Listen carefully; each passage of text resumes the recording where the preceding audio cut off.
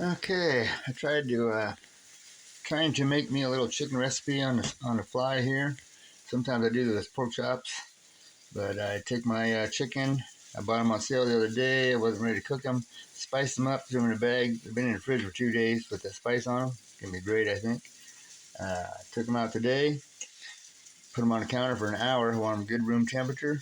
Made me a flour mixture. Add a bunch of spice to it. Throw them in a pan with a couple tablespoons of grease in there with the flour mixture on it.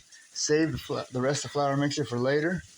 Got me some potatoes going, cheesy potatoes. All I did there was peeled and diced me up some potatoes, threw them in the microwave on a baked potato mode for like one potato. Took them out, threw some cheese on there, letting them sit. I might use them a little bit later, or I might just heat them up and they'll be done.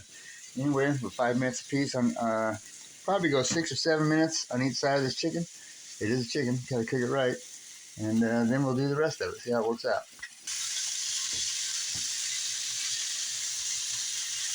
Okay, so I don't know what I was thinking, but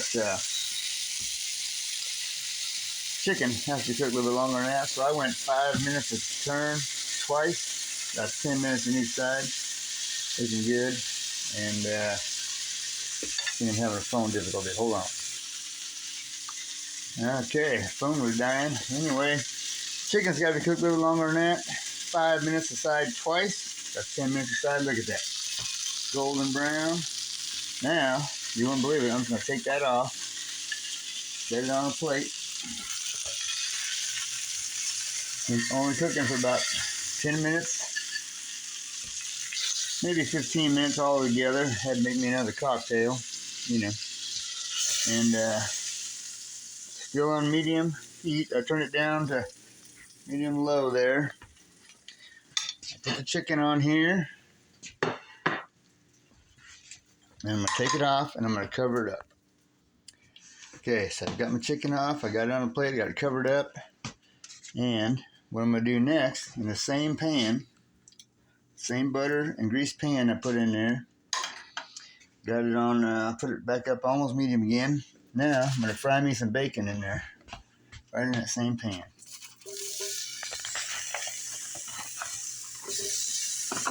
Basically about 2 slices of bacon. 2 slices of bacon in there. I got some really thick bacon. And I'm going to cook that up in that same pan and get back to you. Seems like I try to make things more complicated than it is, but just keep your pan on medium. Throw that bacon in there. Let it sizzle.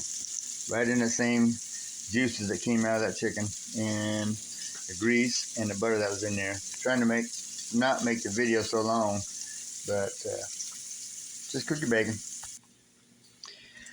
Okay, you can see there's actually a lot of grease in there with that bacon. And this is that bacon I hate to buy in the store. I bought a bunch of it one time. It was on sale. I just thought it was going to be the greatest, but it was that half-inch thick, super thick bacon. I mean, super thick bacon. I don't like it, but I'm going to use it in this. I already did, and it's doing what I'm thinking. So you got to cook it up real good. But now I should add a little more butter, but I don't have to because I added butter before, and I'm throwing in a whole chopped up medium onion I got in there. And I'm going to cook up that medium onion in there, and that's the next step. Because that bacon was so thick, you don't need to cook it till it's super crispy because you're going to cook it a lot longer. Got the onion cooking now. It's going to be great. Okay, I got the onion in there with that bacon right in that same pan. And now I saved some of that flour mixture I had with all the spices in it. I'm going to add a couple teaspoons of that in there and whisk that up like a gravy. And that'll take a couple minutes. And then that's going to be great. Okay, you sort of got to figure it out for yourself, but I didn't think with all the butter I had in there and grease in there, 2 tablespoons of butter, now I got about 3 tablespoons of my flour mixture in there. Looking good. Look at that. Look at that. It's all mixed up. That's looking good. So then I got me some chicken broth. About 3/4 cup of chicken broth. Throw it in there. Oh, yeah. You didn't see this coming, did you? This is going to be great. I got my chicken broth in there. Stir that up for a minute. My pan's still on. Oh, I did turn it down just a hair. Turn it back up to medium. I'll stir that up. Okay, so I'm cooking that broth up, and it's turning into a thicker gravy. Beautiful, beautiful, beautiful. I think I do need to turn it down just a little bit. Turn down to medium low. Look at that. Now that's looking like a great sauce. But in the meantime, it's supposed to have some like cream, whipped cream. I don't never have none of that stuff around the house, so you know I'm a man. I cook meat and potatoes and eggs. But anyway, so I make me up some butter, about a third cup of butter, third cup of milk, and a little bit of sugar. Just a little bit of sugar. And then actually I threw in a little bit of cream cheese, and that's going to be my whipped stuff. I'm going to pour it right in there. You can see that. Oh yeah.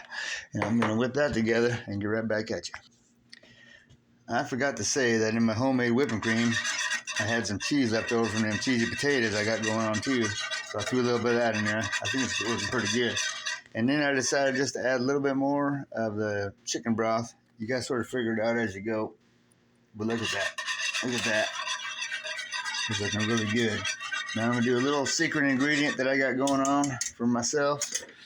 I took one, anyway, the one little orange, chopped it up, smashed it, made a heck of a mess on my counter, and I'm throwing that in there too.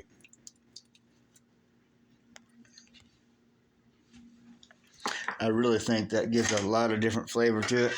You wouldn't believe it when you try this at home. If you ever try this at home, this recipe, you know a chef somewhere that knows what he's doing, and even though I don't, he's going to say, wow, this is killer, man. Anyway, I'm mixing that all up. And guess what? Now I'm going to add my chicken to it. Add my chicken back to it. And let it cook for a while. Okay, I put my chicken back in the sauce, that sauce we just made up, and there was a little bit of juice on the plate where I've been storing my chicken under the tilt foil. I put that on top. Look at how that looks. Oh man, I'm gonna take a little bit out of there and dump it on my chicken on top, just for giggles. Look at that sauce on there. Put a little bit on top. I'm gonna let that sit in there like that. I did just for giggles, put a little temperature on my chicken. Nowhere near done, but I'm going to keep it in that pot now, in that sauce, and cook it until the temperature comes up good enough to cook in there. And I tell you what, it's going to be great. Okay, I can't take it no more, but I went in for 20 minutes. I flipped it at 10, threw it in for another 10 after that. That's 20 minutes. My thing only went up to like 140 degrees. Pretty sure chicken's done. Anyway, I threw it on for another 10 minutes. So take this recipe and go 15 minutes aside in the pot. Look at that. Look at that. Instead of 10 like I did, that's 30 minutes. That's a 30-minute simmer after you did all that frying stuff. You could fry it longer probably. It'd probably be done. And you're just cooking all the juices in there. Anyway, I just got to check it out. I just can't even believe it. Look at it. Look at that. Oh, still sizzling. Let's check it out. I just got to check it out. I just got to check it out. Dude, to me, that's totally done. Oh, my God. Can you see it? Look at that. Oh, my God. And I'm going to take some of these potatoes. I've re-put them in the microwave for like a minute. That's it. I'll throw them on the side. Like this here.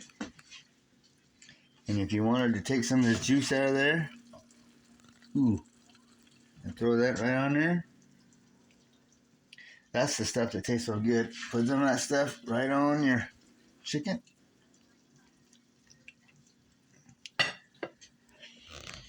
It's the bomb, baby. Try it. Try it yourself. It's beautiful. Spectacular, if I do say so myself. Let me know.